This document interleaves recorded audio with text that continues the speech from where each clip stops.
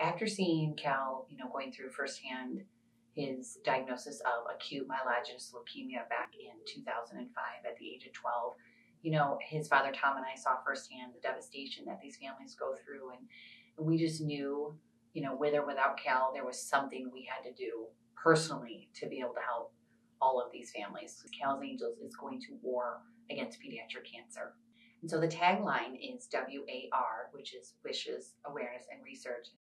And September is Pediatric Cancer Awareness Month, and that's a time where we go to businesses and we go to high schools and we paint them gold. In a normal September, the football, volleyball, soccer, they wear gold socks. The drill team, we have the gold pants. The swim team, they wear the gold caps. So you get the idea. And then I'll tell you a little bit about our bike ride that just concluded on September 1st. It was a 24-hour bike ride. It started out at the University of Iowa, the Stead Family Children's Hospital. 6 gentlemen, all I want to mention middle-aged and above, ride their bicycle nonstop for 24 hours, no sleep, just to be able to make an impression on pediatric cancer and gain awareness.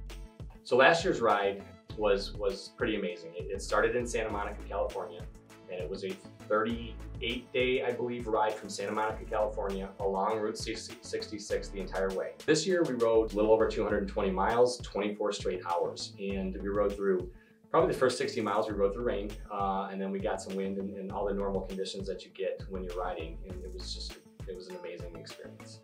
But there's no question, in the research we did on this ride, that the demons came. There's no question. It was psychological, it was physical. And the easy part of this was thinking about the kids. My daughter is a survivor. She's a 3-year, she's been in remission for 3 years. She had a 3-year battle with stage 4 lymphoblastic lymphoma, diagnosis at age 10, and she's been clear now of about 3 years, rang the bell at age 13. Parts of the ride where we got cold, scared, exhausted, psychologically tired, run down, want to go sit in the trailer for the rest of the trip. You think about the kids and you realize that they don't prep for this. They don't prep for having cancer. They don't get an email 6 months before and say, get your house in order, your child's going to have cancer. The 10-year-old kid who gets diagnosed doesn't get mom and dad to come down and say, hey, let's go have some fun. Let's buy some toys. Let's do all this stuff because you're going to be really sick for 3 years. They don't get that.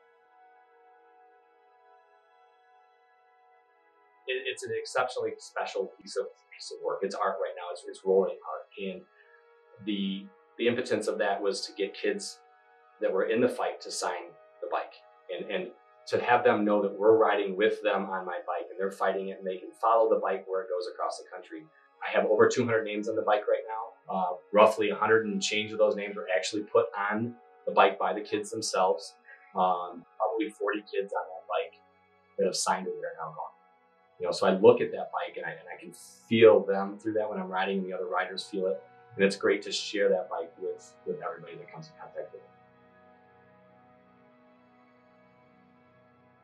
Ken lost his daughter, Ava, to DIPG, which is a form of brain cancer, in May of 2017. She was 9 years old when she passed.